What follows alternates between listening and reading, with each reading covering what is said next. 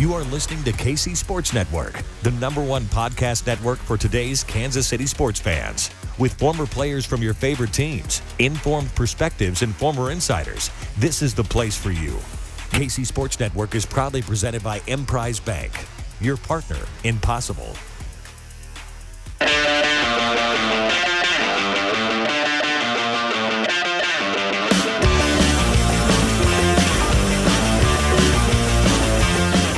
What's going on, everybody, and welcome back to another episode of No Other Pod. I'm Jimmy, as always, with my good buddy Dan. Dan, what's going on, my Zeusy hair friend? Look at you. Look at me. Look at our background. Look at our border right now. This is production 101, man. This is good stuff. We got a producer now who can make us an actual video version of our podcast. If you're watching this on YouTube, there is a No Other Pod border. We got the KCSN logo. My God, we got to wash our face now because we're like on the thing. So make sure you smile and, I did have to look behind me. I was like, okay, what sort of spare stuff do I have sitting on my couch that I want to make sure nobody sees? Right. Hide the sex swing. Got to get it out of there. I get it. Oh, you don't have that?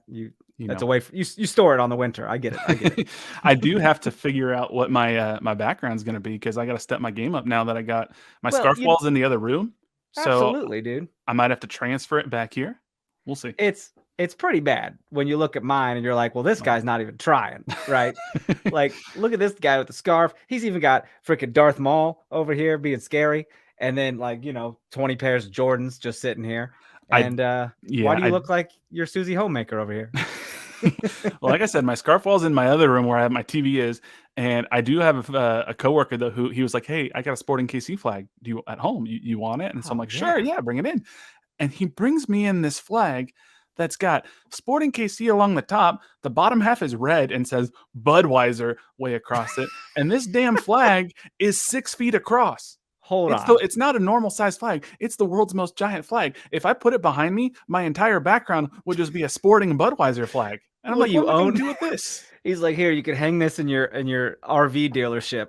I was like, what am I going to? He was like, when you asked if I wanted a Sporting flag, I'm assuming I got a normal size flag and it's got the Sporting crest or whatnot. This dude brings me, which I appreciate the offer. Yeah, but he brings me this giant hat. He was like, yeah, my wife wouldn't let me hang it anymore. And I was like, I wonder why. Because it took up the whole guest room. That's great. Dude, if you could just wear it as like a shawl for these episodes. A cape. You're freaking Captain Sporting over here. He did give me this was really cool. It was unprompted. It's like a wooden Sporting crest that's like pretty big. Like it's bigger than a dinner plate. So got to figure out where to put that. I like that. Just sitting in my office. I see you got a little shelf back there, and their little ledge that things can go on, like your karate trophies from when you were a kid. And there is a ledge back there. I got to figure out what I'm going to do with it. The space is just short, like just too short, really, to do scarves the way I want it to. Right. But I'll figure it out. Just fold them and stack them up. I'll do something. Get all my bobbleheads along the ledge there, and they'll just be sitting there looking at me while I record. Absolutely. Until my cats come knock them down one by one.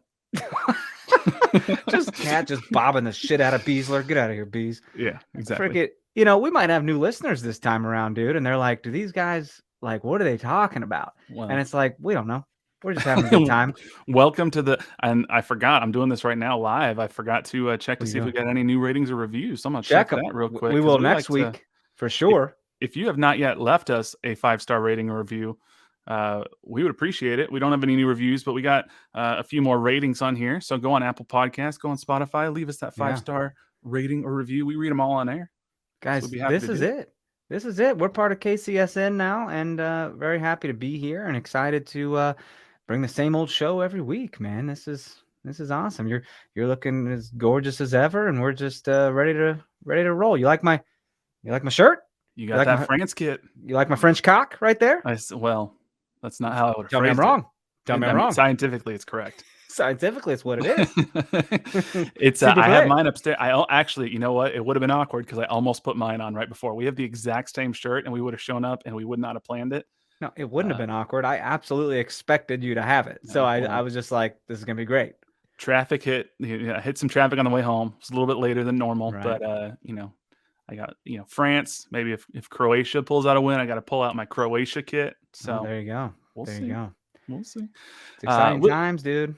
we'll talk about World Cup stuff. We'll talk about the U.S. Men's national team draw against Wales. We got this big game coming up against England that he'll probably play, but I don't know if you saw the reports. Harry Kane took a knock to his ankle in the game. He's getting some scans on Wednesday. We'll see. Cool. But, Bye. Won't miss you. Bye, Harry. I mean, I'm going to be honest. I don't think not having Harry Kane will hurt England too much against the U.S. Men's national team. But do you ever feel like you're a bad person in the sense that you're like, I don't want this person to be like seriously hurt, but if they could just be hurt for like 48 hours, that'd be cool. So I was actually having this exact conversation. It's interesting you bring this up. I was having this exact conversation with my cousin the other day because I think I used to, you never wish injury on somebody. Yeah. But when like somebody who's a really good player on the team that you're playing, they get injured, for a while, there was a part of me that's like, oh, we might have a chance now. Like you're secretly kind of happy. The older I get, I think I'd rather beat a team at their highest level. Like I think I'd rather just like if now England, if we beat England and they don't have Harry Kane, they got enough good players. I'm still gonna be like, oh, so you're a good person and I'm a scumbag. No, it's not that. But like, for example, I'm a big USC football fan. People who've been listening, they know that. USC was playing UCLA. UCLA's quarterback is really good. He got hurt partway through. He like hit his throwing hand on the a defensive lineman's helmet. And I was like, if he comes out of the game, we're probably going to win. But if he comes out of the game and suddenly we take off and they're inept because their quarterback goes out, like, I don't know that that's going to feel great to me. I'm going to be like, oh, I'm glad we won, but like, we didn't beat them at their best. He stayed in the game and we beat them. And that feels a lot better to me right now.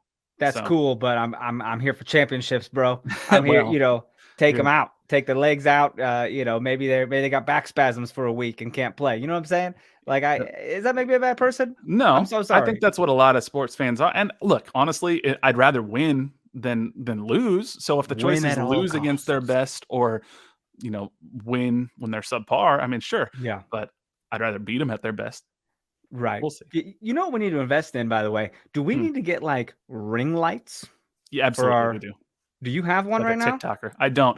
Watch this. Oh, man. You see me right now? My face. Do you have a light above you? Now it's suddenly a lot darker. You have a light up there? I got a light over here. I have a light. I have a light up there. I was thinking like ring lights for all my TikToks, that I don't do, but something to think about. Something to think about. No, I got a giant. Now people can see what my setup's like. I got a giant computer monitor behind me that I'm always looking at. So that's what's lighting me right now. It's very professional. Very, very cool, man. Very cool. Let's look. There is a little bit of sporting Kansas City news that I want to talk about before we get into World Cup stuff. There was the re-entry draft that happened this week. There was stage 1, and then a few days later, stage 2. That sounds so serious, bro. That sounds like American Ninja Warrior. The re-entry draft. You ever watch that shit? Stage 1, stage 2. That is American Ninja Warrior. Yeah, it's been a while since I used to have a dream. I don't know if it's a dream. Dream feels a little strong. I used to really want to go on the show Wipeout, which isn't obviously Ninja Warrior levels, but it's like I'd watch that show and I'd be like, I can do better than these people. Like, it's not about doing better. I'm not even to wipe out. I'm like the lowest level of athletic there can be, but like I'm coordinated enough where I'm like I can get past this initial obstacle course. I can do it. I can qualify. Did you do the hit and run 5K? Oh, you did the hit and run. I did hit and run way back when. I did that, and I did decent. And the wipeout I was fine. Yeah, it's about wiping out, man. You're gonna wipe out. Just try not to hurt yourself. But yeah, stage 1, stage 2 of the MLS reentry draft. Sporting Kansas City was not active in stage 1 of the MLS reentry draft. But the Sporting fans might have seen a little bit of interesting news that came out of stage 2 of the reentry draft. Sporting Kansas City selected Nicholas Isimat Marine. He's back, baby. Well, hold your horses. All right, holding them. Hold those horses. They selected him. Which I think a lot of people at first like, what the heck? Like, we just decided we're not going to re-sign him. Your mind. Pick up the option. But basically all this means, and if you look at sportingkc.com, if you look at the story they put up, it says Sporting KC holds rights of first refusal on defender Nicholas Isimat Marine. Mm-hmm. So basically what that tells me, I'm reading some tea leaves here. Essentially Sporting Kansas City will they'll get compensated if another team decides they want to sign Nicholas East-Metz-Marine. And there was some reporting in the last couple of weeks that there were other MLS clubs interested in Nicholas East-Metz-Marine. Now, what's interesting is by taking a player in stage 2 of the MLS reentry draft, a club is required within the first 7 days of the stage 2 of reentry draft to make what's called a genuine offer. Now, bona fide offer. Right. Got to happen. So they will be required to do that, but that's not going to be by rule anywhere near the amount of salary that he made last year. And they did this almost certainly knowing that he will not accept what that bona fide offer will be. Right. So $80,000. If you look on MLSsoccer.com, they explain the stage 2 reentry draft, and it says, if a player is selected, the drafting club will be required to make a genuine offer to the player within 7 days. If an agreement cannot be reached between the drafting club and the player, the drafting club will hold the right of first refusal for that player in MLS. So by Sporting KC putting out as their headline, Sporting KC holds right of first refusal for defender Nicholas East-Metz-Marine, they're skipping right on past the bona fide offer part. They didn't say, we've selected East, we've selected him and we're going to offer him some money. Like, come on. This is a game. It's a game. It's 4D chess. I don't know what that means. Well, it's like, 3D chess is like chess in real life.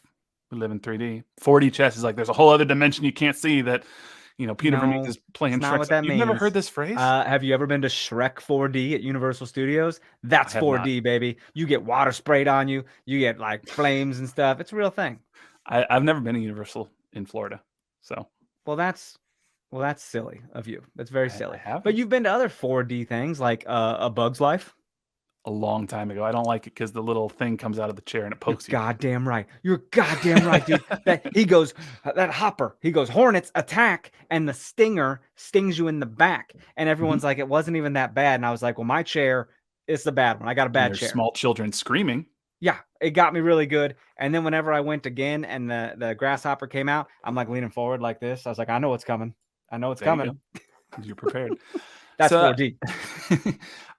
Peter Vermees, I think he's looking at this. He goes, where can I get a little advantage here, a little advantage there? And he must have some indication that some team is interested in Nicholas East-Metz-Marine. Now, you might say, why wouldn't a team then just select Nicholas East-Metz-Marine in the reentry draft? Time to be real, Jimmy. Who knows? I deleted this app. I can't, man. It's too much. It's because you don't like to stay youthful. It's a youthful thing. It's too much. I'm just an old How man. would this ever happen during recording? It always happens when I'm like watching TV under a blanket, and I'm like, people think I do nothing but sit on the freaking couch all day. Mm-hmm. Well, there you go. Now you've documented that we're doing a podcast. Hell yeah.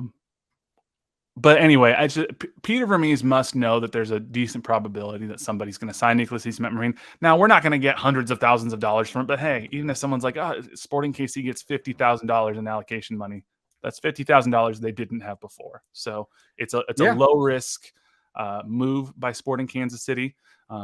So it's it's just Peter Vermees trying to get any advantage he can, which I think I appreciate about him. He's crafty, right? He's real crafty, and I think man, we got a little KCSN clout behind us now, and he's gonna be like, "What? You guys are part of KCSN? Of course, I'll come on your podcast now." I didn't want to before because you guys were a couple of schlubs. But now, to be fair, we've never asked him. We've been building to that. Well, you don't have to ask when you're a big deal. Like he's like, oh shit, Okay. should I be interested in this? Probably. He'll probably come to us. That's true. Absolutely. That's the biggest sporting news. There really wasn't any other big sporting news. Now, on Tuesday in the early afternoon, there was some pretty seismic MLS news before we get into the World Cup. Did you see? It's not a roster update, but what's the big deal? This might be the move of the offseason. Atlanta United has appointed Garth Lagerwey as president and CEO of Atlanta United FC. I know. You texted me. I stormed over it, and we kept talking about other things. I don't get why I should care about this. Break it down for me. Garth Lagerwey is the architect of the modern Seattle Sounders FC. He took over essentially all roster building duties as the GM for Seattle Sounders FC in 2015. He brought Nicolas Ladero to the Seattle Sounders. What have Seattle Sounders gone on to do since he became the architect behind the Seattle Sounders? They've won MLS's first CONCACAF Champions League, and they've won 2 MLS Cups. Stop calling him the architect. That sounds like such a cool nickname, and I wish I had it. I'm just saying, considering how bad Atlanta United has been at making roster decisions since their initial influx of expansion team allocation money, they had Miguel Almiron, they had Joseph Martinez, they had Tata Martino. That set them up, and then they squandered it all away with Ezequiel Barco, PT Martinez, Frank de Boer, Pineda. Like there is Atlanta United is not what Atlanta United was 4 or 5 years ago. They're going out now and getting a proven MLS executive who can build winning teams. He knows the league. He knows the player profile to look for. And they have the brand recognition of Atlanta United that hasn't gone away yet. So this is probably the single best move Atlanta United could have done in the offseason, I think. And it scares me because I don't want like Garth's MLS knowledge and roster building capabilities combined with Atlanta. And they could be like, yeah, we brought Miguel Almiron over here, and then we sold him to Newcastle, and now he's over in Europe, in England, just, doing pretty well. This is the pathway through Atlanta to get to Europe. So okay, so we're scared of Atlanta again. We still don't like them. I will never like Atlanta. I'm just saying this sets them up for success in a way that they were not set up for success yesterday. So I think this was a very shrewd move. I think it shakes up the landscape of MLS soccer, because how are Seattle Sounders going to respond? Yeah, I want very hard to play devil's advocate here and tell you how much you're wrong, but like, you're not wrong. It's probably great for them. They're not bringing Joseph Martinez back, so yeah, this is going to be the guy who finds the replacement.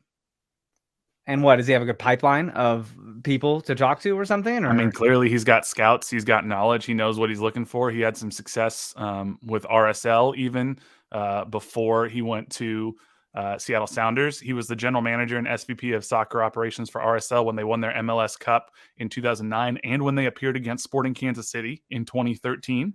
So, I mean, that's two different places he's been where he's built MLS Cup winning teams. There's no guarantee we even play Atlanta once a year. Like, there's no guarantee that we play them once a year, right? Have we even played Miami yet? We've yet to. Yeah, we've played Miami. Just the one time, though, I think one time. Years in a regular year, I think. I'd have to go back. Scheduling's been wonky ever since the pandemic. Before all this adding teams, though, you played generally Eastern Conference teams once, but you can't do that anymore. Mathematically, it doesn't work out. So it doesn't.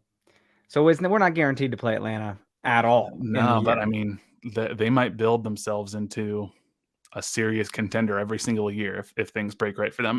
But more specifically for Sporting, I'm curious how this impacts Seattle. Seattle might just reload and rebuild or whatnot, but they were always decent before they got Garth in, but they couldn't break through to MLS Cup level. Because he was with Seattle currently, and they poached him. They just stole him away. And I have a lot of friends that are Seattle fans. Yeah, a lot of friends that are connected within the Seattle Sounders club. Not a single person I've talked to had any indication that this was coming. They were all 100% shocked. Well, come on, man. They got what's Seattle got keeping them there?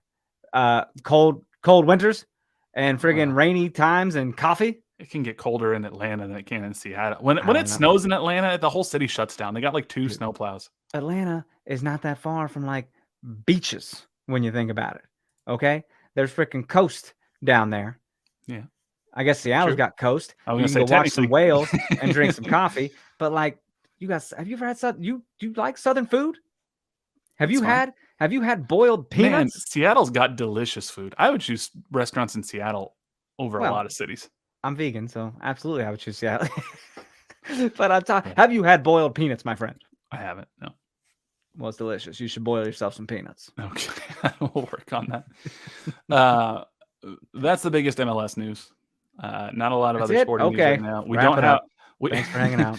We don't have any other roster rumors or anything right now. I'm sure they'll come out soon. Sporting Kansas City will continue to build their roster now that they've gotten through some of these arbitrary drafts.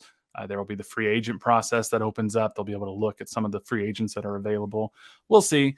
I think there's definitely going to be maybe some interest in the free agent market for Sporting Kansas City, but they're going to be looking probably like they've done before outside of MLS. They're going to be looking to find people who, for no or low fees, I don't think we're going to spring for like a $9 or $10 million player like we did for Alan Polito, even though we can buy down a designated player. Radoya or Gadi Kinda could end up still being on one of those DP tags. So we'll see.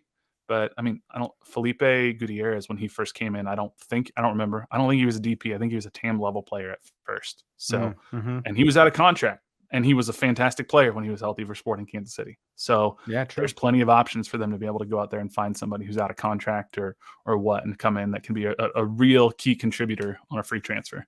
So yeah. We'll see. But let's talk a little bit about World Cup. Okay. Obviously, it's the biggest sporting event in the world.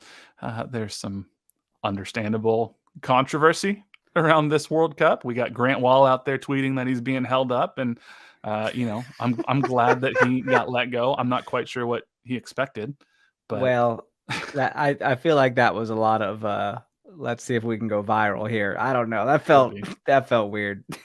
Could be. He's done that twice now. He's like, I took a picture and they told me to delete it. And he's like, and I wore this and maybe he's just trying to poke the bear intentionally, which you know what? More power to you, Grant. If that's what you're trying to do, if you're trying to make a statement, then hey, you're a better person than I am. I'd be too scared to go over to a known dictatorship and intentionally poke the bear over and over and over again. Right. Have we learned nothing? I mean, Brittany Griner had some drugs and is now absolutely not coming home. A sheesh oil. That's a different situation too, with all the political stuff going on. Sure, but I mean, it's a bad deal. Everyone, like the migrant workers and the treatment of LGBTQ plus people and the conditions, everything. It's not great right now. But I am trying to do my best to enjoy watching the U.S. men's national team in the World Cup and enjoy some of these other games. I think you can hold two thoughts in your head at the same time. You can say, this is not great, and there are things about this that we don't support, while at the same time being excited to watch the U.S. men's national team for the first time in 8 years, especially a young U.S. men's national team, like we talked about last week. There's conversations you can have, right? Like you can have all the conversations. You can boycott it if you want. That's within your right. The players are going to get paid regardless. They make a pretty good living. But at the same time, it is exciting to see your country in it, even if we might not be in it much longer. Well, so that was going to be my thought. It's okay. So we talked a little bit about what to expect against this Welsh team last week. Yeah. How I wasn't confident. I'm going to be honest. I was not very confident going into this game against the Wales team. Part of that might be I've been hurt too many times by U.S. men's national team soccer. Part of it is I don't have a lot of faith in Greg Berhalter to do the right thing, and there's a little bit of storyline coming out of this game about that. But how are you feeling going into this game against Wales? I mean, I didn't expect Gareth Bale to play like the whole game. That was kind of wild. I think I mentioned that before, and I was like, the man barely played in MLS. Just came in, did some cool technical shit. Scored game-tying goals. Scores game-tying goals, and a little walk-off home run for him, But, 1-0 lead, and you foul a guy in the box, 10 minutes left in the game. Like, oh my God. I don't know how you do that if you're a two-time defender of the year and Walker Zimmerman. We praise him. We praise that man in being a great defender, and that was just stupid. One of the tough things for me is there was one MLS player in this starting lineup. It was Walker Zimmerman. Yeah. And so you and I love MLS. We know that MLS is generally, I think, it's not a top league in the world, but I think it's better. I think it's better quality than like the Euro snobs, if you will, give it credit for. There's a lot of people. It's like, oh, MLS. It's not the retirement league it was 10 years ago. Better than it was 10 years ago. Yeah. Exactly. It's getting better. There's quality players that come through. I mean, hell, Weston McKennie came through the FC Dallas system. Tyler Adams came from New York Red Bulls. There are a number of players who came through. Matt Turner came from the New England Revolution. Then you look at players like Alphonso Davies, Kyle Larin. There are key players in this World Cup who came through MLS and are now key contributors over on European teams. I think it was a bit of a bummer that the lone MLS starter is the one who made an absolutely disastrous tackle in the box to give up the penalty kick. Also, you can't get 2 yellow cards in 10 minutes, the first 10 minutes of the game. Well, okay. That was crazy.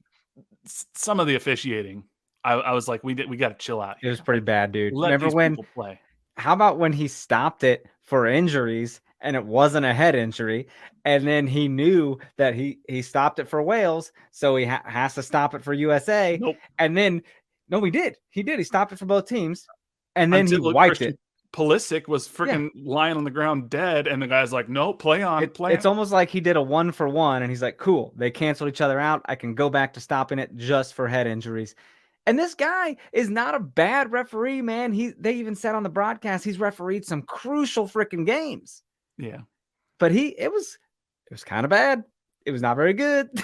I think whether fair or unfair, there will be questions throughout the entirety of this tournament about the legitimacy of some of the decisions that are made. And it started from the moment the World Cup kicked off Yeah. when Qatar was playing Ecuador, and Ecuador gets a goal like 5 minutes in, and then suddenly, hold on, there's a VAR review.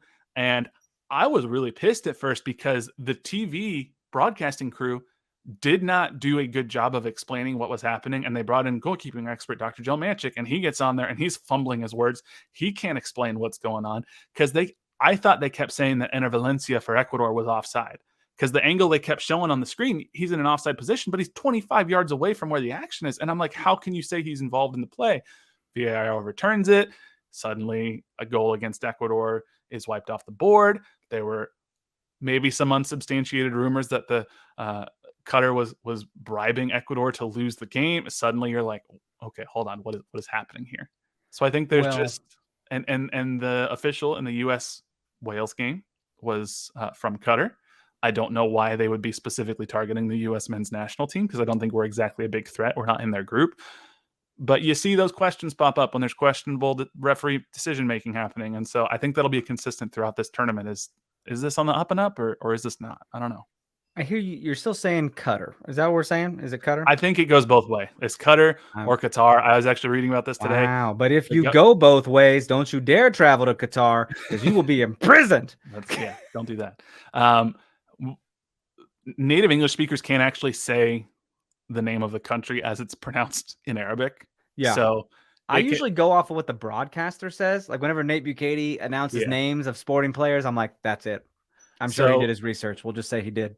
I read today that a Qatari government official said either one, honestly, Qatar. Wow. Look at that. Pick your flavor. The first half for the U.S. men's national team, I actually thought they looked really good and were, without question, the dominant side. I was impressed. Your guy, Tim Weah. The lineup that they put out, I thought it was interesting that Josh Sargent started up front. STL. I expected, I don't know why, but I think I just expected that Jesus Ferreira was going to be the starting striker in between Weah and Pulisic. So I was a little bit surprised to see Josh Sargent there. Now, if you look at some of the passing charts, nobody really passed the ball to Josh Sargent. Josh Sargent, I turned into Sean Connery there for a second. Is he from? He's from St. Louis, right? I'm not making that up. Yeah. Okay. Yeah. So, but man, that Weah goal, that was some nasty stuff. Like that gave a glimpse, I think, right there, of when things fire on all cylinders for this U.S. men's national team, what they could be. Yeah. And I got to thinking during this game, I was like, we're mad that we haven't been in a World Cup for 8 years. Well, I hate to break it to you. It's been about 70 years for Wales. Sure. So we can't be so privileged all the time. Why Americans got to be so privileged? Well, we're used to at least making the World Cup. What's wild, though, is like this is the youngest squad we've had in a long time. You got Yunus Musa out there starting. He's 19 years old. He was 11 when we were in Brazil. 11. Yeah. Hey, and now Greg Berhalter's young too, if you're thinking about young coach. And so this draw can't be all on these young players. Berhalter doesn't know what he's doing unless it's putting on good shoes. His shoes were fire. He's got fire shoes. Yeah, those are about $225. We know. I tried to buy them. They were sold out. You got the big old no from the sneakers app? You got the big old no. That's all right. But no, the Pulisic got the assist. That was probably the best Pulisic looked all game, I thought. There were some times where I was like, he's trying to do too much. They whooped his ass, though. Like, they were stepping on him, pushing him, slapping him. Gareth Bale, like, tugged on his jersey, so he tugged on Gareth Bale's jersey right back. And I was just like, this is going to happen the whole group stage. Like, if we don't figure something out that's apart from Christian Pulisic, we're not going anywhere, because they're going to target on that guy the whole time. That's kind of been the problem for me that concerns me about this U.S. men's national team as currently constructed, and the style of play that Greg wants to play. It's a very technical, fast-paced style. I mean, people liken it to the Pep Guardiola system, as opposed to sort of the sit back, defend, counter style that the U.S. has done before. We don't have like that consistent quality striker who can finish. Remind you of anybody? Sporting KC podcast? Seriously, we talked about it all last year. Who do we got? Who do we got? They keep shutting down our wingers because we don't have a striker. Mm-hmm. I mean, there's some similarities there. Yeah. And Weah looked really good. Pulisic, like I said, he was trying to do too much for me. He'd pass up through balls, some easy passes that could lead to something else, trying to either hold on and do something crazy himself or make a more difficult pass, and it didn't work out most of the time. I thought they still looked like the better side for the first half. I was pretty confident going into halftime, but then Berhalter couldn't make any adjustments, and Wales did. And Wales came out, and they were on the front foot, attacking, and the U.S. men's national team really started to buckle under the pressure. And then sure enough, 82nd minute, Gareth Bale gets the ball in the box. He's got his back to goal. He's not in a position where he can shoot. He's got his back to goal. He's probably going to lay it off. And Zimmerman just comes in from behind him and just lays him the hell out in a very easy penalty decision. Gets the ball, but not before going through his calves. Well, and even if he would have got the ball first, he took him out so hard. It was a clear as day penalty. Yeah. Not a question in my mind. I don't know how that happens. I don't know how you decide that's a great idea. You're up 1-0, like, seal this out. You know what I mean? And then Gareth Bale, of course, steps up to the penalty spot. Yeah. And Matt Turner, he almost got this. Gets a little guessed right. He got it. It might have even been a little more than a tippy tip. He got a lot of his hand on it. That thing was just a damn rocket that came off of Gareth Bale's rocket launcher right leg. He felt that he should have got that. Like, you could just see it in his face. Like, I should have got that. I don't know if I've seen many penalty kicks that were kicked harder than what Gareth Bale did on that penalty kick. Yeah, that was that would have hurt. That would have hurt the palm. I tell you, it hurt the gloves. I'm surprised that thing didn't go through the back of the net, quite honestly. FIFA Street style. You ever play that shit? I played NFL Street way back when. You never played FIFA Street? Same deal. I never played FIFA, like the Voltaire or whatever. Not Voltaire. No, Volta football. Before that, man, it was called FIFA Street, same as NFL Street. You gotta look this up. It should just be on Game Pass or something. I'm telling you. Okay. 82nd minute, 1-1. And in my mind, I'm still thinking like, okay, we got time. You know, they've been doing a lot of stoppage time in this World Cup. I think there was like 24 minutes of stoppage in England and Iran between the two halves. Yeah. Like the first half was like 14 minutes.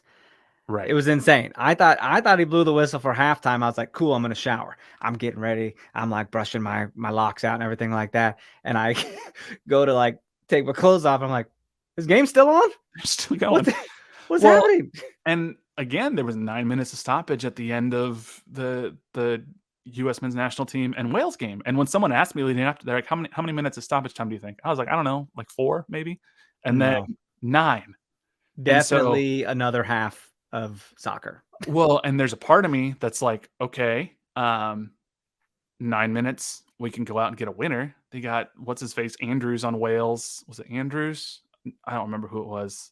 No, Wilson. Maybe it was Wilson. One of them, it was the same guy. He kept limping and falling down, and wasting like a minute at a time every time he did.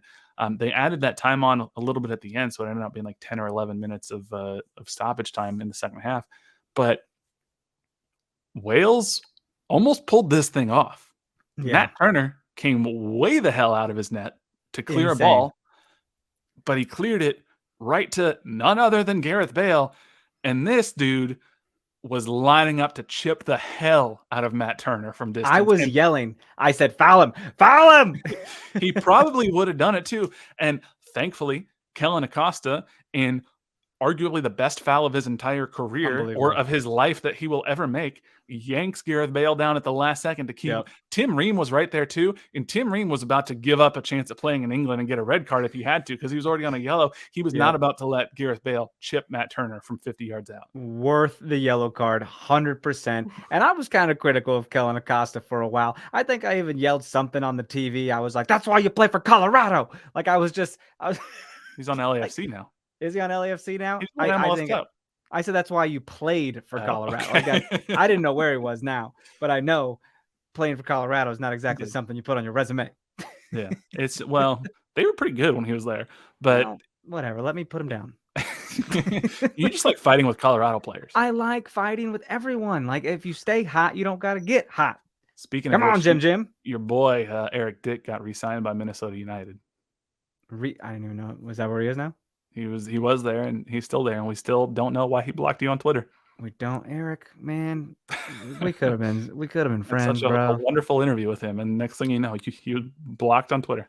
Maybe I shared something that was against his ethical, political beliefs or something. Who knows? Who knows? Yeah, but if you did, then I definitely did, and he didn't block me. Yeah, but I say some questionable shit. That's true. That's true.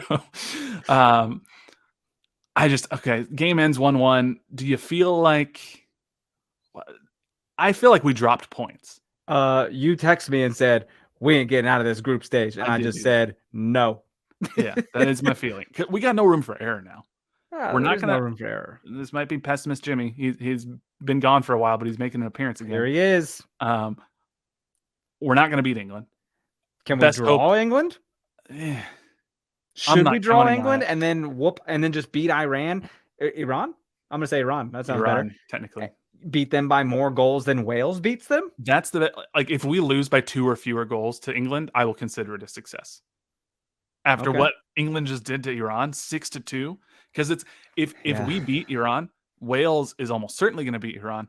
Then it comes down to goal differential, and this is assuming we both lose to England. And so who's going to beat Iran more, and who's going to get their ass kicked by England less? So that's really what it's going to come down to. Play a defensive game against England and just put all the goal scorers out there for Iran. I mean, if we try to stretch the field and play a wide open game with England, it's not going to work for us. It's wild, man. You got so many Premier League players on that England team just running and spreading the ball wide and just making great passes. It was insane to watch them against Iran. They were just having fun. They were playing against traffic cones out there. Yeah. And Iran's team is supposed to have a pretty decent defense. Yeah, I mean, not then. No, maybe they will against us, probably. Well, we don't have Raheem Sterling out there. Well, and what about Gio Reyna? Everyone's mad that he didn't come in and play. I'm glad. Isn't he the next American hope? I'm glad that you brought this up. He's 100%. So he says. Because Jordan Morris came on the field. Yes, great Jordan Morris, the great. Jordan. I like Jordan Morris. Of course you like Jordan Morris. But what does that mean? I don't really know. I don't know. But I think he's fine. But if Gio Reyna, you're like, should I be offended? What do you mean? I don't know. Gio Reyna or Jordan Morris, it's not much of a question. So granted, even if Gio Reyna came on the 87th minute, there's no guarantee he would have done anything different. But he's fast. When Berhalter was asked after the game, why'd you go to Jordan Morris, who hasn't played in a while because MLS Seattle they haven't played any games in a while. They didn't make the playoffs. True. And Gio Reyna's out there doing pretty well for a major club in Borussia Dortmund. So what's going on? And Berhalter after the game said, quote, "It was trying to get him up to speed. There was some tightness that we were guarding against." So that's interesting. And then Gio Reyna after the game said, "No, I feel great. I feel really good. I feel ready to go. I felt good. I felt ready to go, but it was just Craig's decision. He doesn't have to tell me why he didn't put me in or why he does, but I'm 100%. I'm good to go." So I don't. Who's telling the truth? Gio Reyna, I assume, is telling the truth. I mean, Greg Berhalter. I mean, it's your first rodeo here, bro. You're trying to make a splash and do big things, but when you brought in Jordan Morris, we all went, ugh. Like we all groaned, all of us. Yeah, I mean, except for you. because you love him. No, I mean, I just was like, I wanted subs to be made a little earlier. I mean, he brought in Brendan Aronson, and he's a high energy guy, but he didn't do a whole lot. So it's just, Yeah. I don't know. I don't have a lot of confidence in Berhalter's ability to adjust tactically or to Yeah. do what we need to do to be able to stack up against a club like England. So I don't know, man. I don't think we've played England since 2018. And last time we played them, we lost 3-0. Obviously, it's a different team from then. But England, man, against Iran, 6 goals. That's quite a bit. They had Grealish scoring, Marcus Rashford scoring, Saka scored twice, Raheem Sterling, Jude Bellingham. Like these, Harry Kane didn't even score, and then they got Mason Mount, Harry Kane. Like this is a wild team. Harry Kane is a goal scorer, and when he doesn't score, and six other goals happen, it's like, oh dear God, like he does not need to even touch the ball. Apparently, okay. Yeah. So we'll see what happens. I mean, oh God, if he doesn't play, it'll maybe make it a little easier. But then, okay, next man up. They'll still be fine. They will be fine. It is time. We got to stop the bleeding a little bit. It's scary, but also this World Cup is weird, right? For one, we're literally talking about it in November. Like this is crazy to me. I'm like, we should be talking about it in the summer.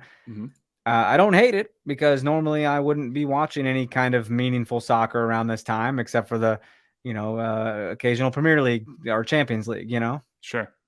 Your beloved Manchester United, who today just terminated the contract of Cristiano Ronaldo. Yeah, they said it was a mutual consent, and I saw a rib online that said, "Wow, so Ronaldo does know something about consent."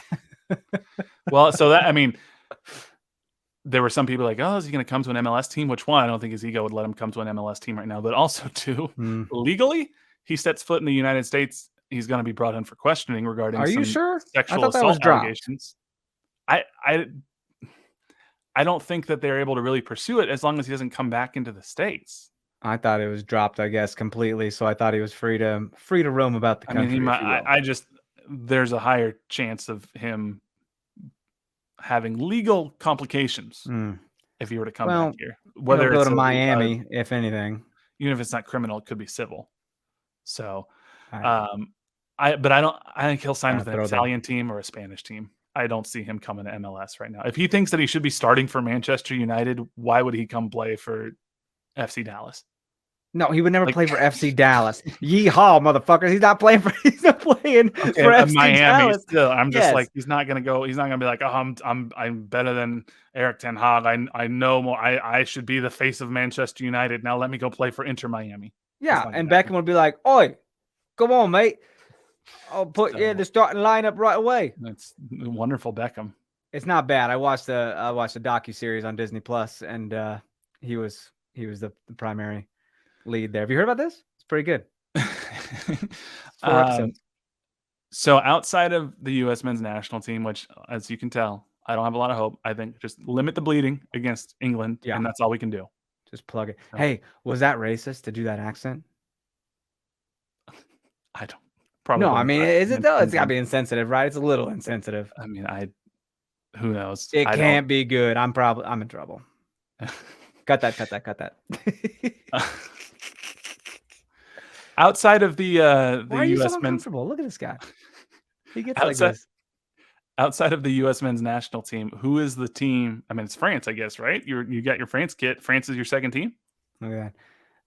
Yeah, I mean, until my Belgium jersey gets in the mail today, France looks pretty good. They don't have Benzema because he got injured. He's going to miss the entire World Cup, so it's not a great start when the Ballon d'Or winner misses the entire tournament. Sorry, it's not a great start when Belgium had to remove the word love from the inside collar of their jerseys. That too. Just goes to show you, folks, that if you can't even hide your love, they're going to get you. Denmark's trying to wear shirts that talk about how soccer's for everybody and whatnot, and they won't let it. Can do. They were denied by FIFA. Captain's armbands. We're gonna say love. It's all done. No love. Belgium's also missing Lukaku for a couple of games due to injury, but France, they played Australia. They went down 1-0 real fast, and you're like, oh, Socceroos, game on. Maybe, just maybe. And then France was Socceroos. like, Is that "Oh what it yeah, is? yeah, this is the Oh, I love Socceroos." that. Like kangaroos. That's amazing. That's you got it. I'm learning stuff. Oh my god. Should I Um, do an accent? An Australian one? no, Oh, let's okay. not do that accent. All right. Um, Blimey. but then France is like, "Hey, we're the defending World Cup champs. Maybe we should start acting like it." And then suddenly, 20 minutes later, Rabiot gets a goal. Olivier Giroud gets a goal 5 minutes after that. They go into the half. It's 2-1.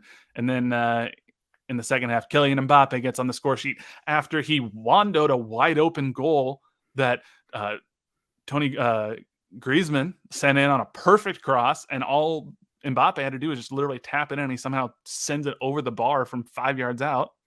But What's this like? You got games on at your office? You're like play by play in this thing. You guys I all work, watching it? I work in an office. I got a couple of monitors. I'm just saying. Fair enough. Fair Fire enough. up YouTube TV, and you can do a couple of things at once. Cool. Very cool. But then Giroud got the fourth goal. He had 2 goals. Mbappe got a goal and an assist. France Do you looks good, see man. Giroud, by the way? That's a man's Good man. looking dude. You see that jawline? I mean, could we all hope for that? Yeah. If we fast for 48 hours, we can have that. It's a little rough. It's hard to know. Very hydrated. Yeah. Well, hey, the hair looks good. The beard looks good. He's still playing for AC Milan out there. He maybe isn't what he once was, but he's still pretty good. Yeah, I mean, he's not the most youthful person in the world, but he looks amazing. So I'm, man crush over here. France won. Perhaps the news of the day from Tuesday is Argentina lost 1-2 to Saudi Arabia in one of the bigger upsets I think that's ever happened. Got up at 5:40 yesterday, that? and I did not watch it, but I was getting ready for my workout, and I just saw kind of the score on my phone. I was like, "Oh boy, that's not good." I feel bad for our boy Kevin, SKC Fan TV. Yeah, but we all need a little drama in our life, a little hurt. We all need to feel things. He did a stream of that game. He was doing a watch along. Hold on, with who? Like people whoever else was people in England? 5 a.m. to watch Argentina. 4, bro. 4. That game started at 4 a.m. Central. Well, Kevin, he's a dedicated Argentinian. Would you get up at 4 if the USA were playing at 4? For World Cup, probably. Because I'm not gonna I'm gonna see the score otherwise, and I don't want to have it ruined. I'm torn, right? Like that just seems that's crazy. Like I've stayed up till like midnight when KU basketball was in they were in like the college basketball Olympics or whatever, the one where they won the gold medal, and they played at like midnight, and I was like, this is wild. But I don't know if I could do something like that again. I'm not youthful. Yeah. Well, you're an early riser and early go to bedder. I don't know what the right phrase is. Argentina lost to Saudi Arabia. Denmark and Tunisia 0-0 draw. Mexico and Poland 0-0 draw, but that shouldn't have been a 0-0 draw. That was entertaining as hell. Robert Lewandowski, the first time in his career, he missed a penalty kick. Was it the Polish first? national team? This is the first time in his career he's missed a penalty kick. And Ochoa, man, he shows up in the World Cup for Mexico. He guessed right. He punched. It wasn't a great kick from Lewandowski, but it was definitely, you had to guess correctly. They showed Mexico. They showed Mexico City fans like celebrating after that, and they weren't all very excited. Like when we saw Power and Light, they were way more excited in Kansas City than they were in Mexico City. I mean, they're probably nervous. They're like, we're just trying to get out of here. So that's probably advantageous for Argentina that both Mexico and Poland drew. So they're only 1 point behind them. True, but I don't know. Because Poland's good, right? Games. Poland's a good team. Poland and Mexico are decent. I mean, it's probably between them two to finish second. I mean, Argentina was the favorite. They probably still are the favorite, assuming they can beat Poland and Mexico they can still get out, right? With 2 wins? Yeah. If they get 2 wins, they're going to win that group still. And it's just between Poland and Mexico to see who gets second place. Gotcha. Now, if they drop one to Mexico or Poland, Argentina's in big trouble. Yep. But that's kind of the same thing with the U.S. men's national team. Now we have very little room for error. So we'll see. That's insane. And then today, good slate of games as well. Germany takes on Japan, Spain, Costa Rica, Belgium, and Canada. By the time you're listening to this, Morocco and Croatia has probably already ended. I think Croatia is probably the favorite in that game, but who knows? They're not the Croatia that they were 4 years ago. So Mhm. I'm just excited. And like I said, I have some complicated feelings about this World Cup, but overall, I'm happy that U.S. soccer, at least for now, is relevant. I'm happy that we have uh, World Cup games to watch, and if anything, like we talked about before, I just want to see some building blocks in this World Cup so we can look forward with excitement toward 2026. When we are presumably sitting in Arrowhead Stadium watching some games. Oh man. That's going to be great. Don't know what that's going to cost me, but savings account has been started, my friend. Hey, it'll be fun. Once in a lifetime. Oh, you got to do it. Especially in your hometown. Maybe we'll even travel. Who the hell knows? Who But knows? I think that it's fun right now. Group stage is so fun because it's 4 games a day. Oh my God, that's so much meaningful soccer. Mhm. When the group stage is over, you're going down to 16 teams, and it's like, well, now I'm bored. The only comparable feeling I have to it, and it's not the same because this is every year compared to every 4 years, is those first couple of days of March Madness. March When there's Madness. I just knew you were going to say basketball that. all the time, and everybody's got their bracket, and they're like, "Holy Yep. shit!" The Florida respect Gulf isn't there Coast though. beat somebody. Yeah, FGCU. The respect isn't there though. These World Cup games are getting a full Mhm. day, a full game to themselves. March Madness, it's like, well, there's other games going on. Let's check TBS. True TV. I forgot basketball goes on there for some reason. That's the only time they don't show Impractical Jokers. Great show. And I think that I don't know, man. It's just fun to have these dedicated times, these games. Yeah, it's fun. Well, I'm excited. I'm nervous about watching the U.S. men's national team play England Friday night. But What if we win? What it's if Friday we afternoon, win? not night. Take a Hey, minute. if we win, man, I'm all about it. I'll be excited. Wild. Then I will eat all the words that I said about Greg Berhalter. I will eat everything I said about Christian Pulisic. Delicious. I'm not counting on it, but we'll see. I will continue to be the biggest Tim Weah fan. I said, boom, boom, boom. Let me Tim hear Weah, you man. say Weah. I'm excited. You're So supposed to say Weah. You're supposed to no, I'm not cool call and enough to know. response. Do you not know that song? Now I do, but I didn't pick it up when you were singing it. But you got it now. Now I get it.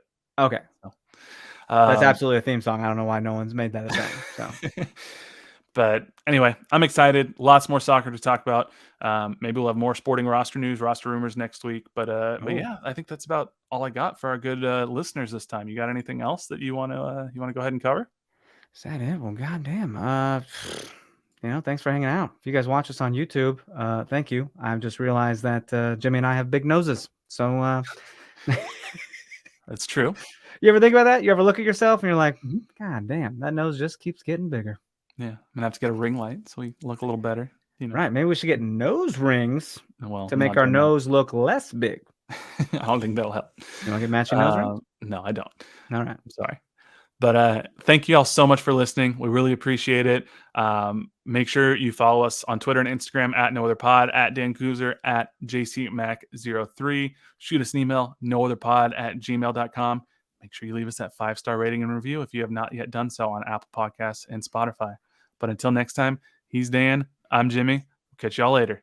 See ya. I said boom, boom, boom. Let me hear you say, where? Way up.